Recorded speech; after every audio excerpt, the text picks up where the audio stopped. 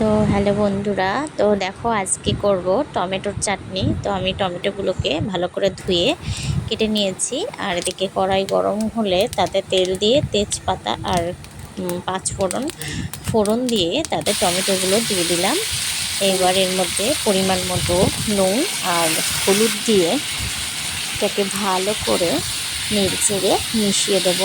তারপরে 5 মিনিট মতো মিডিয়াম আঁচে ঢাকা দিয়ে নেব। এরপরে দেখো ঢাকনা খুললে কিছুটা এরকম দেখতে হয়েছে। এটাকে ভালো করে খুন্তি দিয়ে নেড়েচেড়ে ভালো করে ঘেঁটে দেব।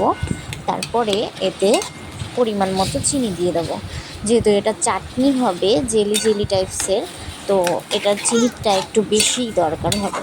তো দেখো চিনিটা দিয়ে ভালো করে ঘেঁটে আমি আরও 10 মিনিট মিডিয়াম আছে এটাকে রান্না করে নিয়েছি। দেখো দেখতে অনেকটা এরকম হয়েছে।